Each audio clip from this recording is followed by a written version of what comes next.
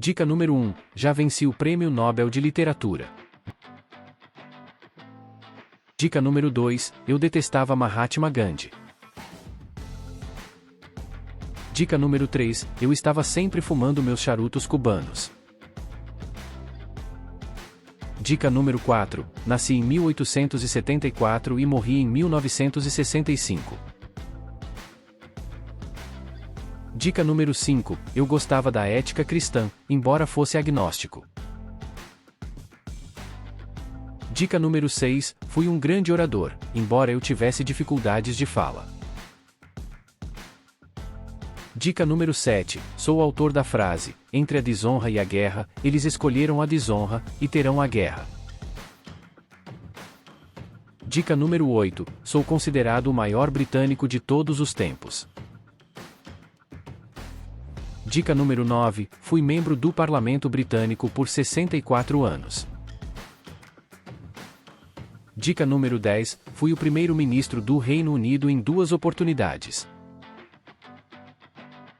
Dica número 11. Minha participação na Primeira Guerra Mundial foi um desastre, embora eu tenha ajudado a modernizar a Marinha Britânica. Dica número 12. Gary Oldman venceu o Oscar ao me interpretar no filme O Destino de uma Nação.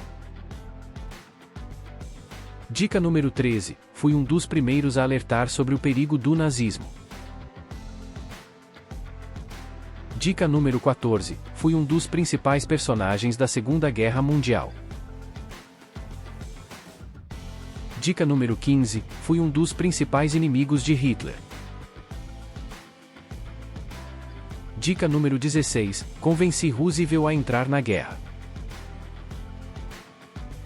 Dica número 17. Considerei a evacuação de Dunkirk um milagre.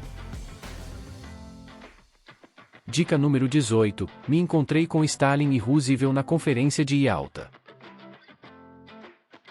Dica número 19. Sou o autor da frase: uma cortina de ferro desceu sobre o continente.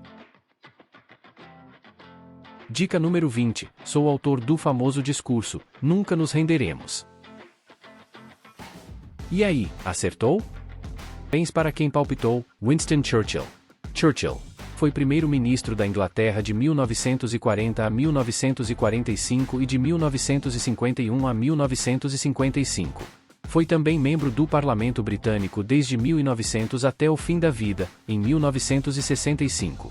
É considerado um dos maiores responsáveis pela vitória dos aliados na Segunda Guerra e por ter enfrentado Hitler e aproximado Roosevelt e os Estados Unidos do conflito.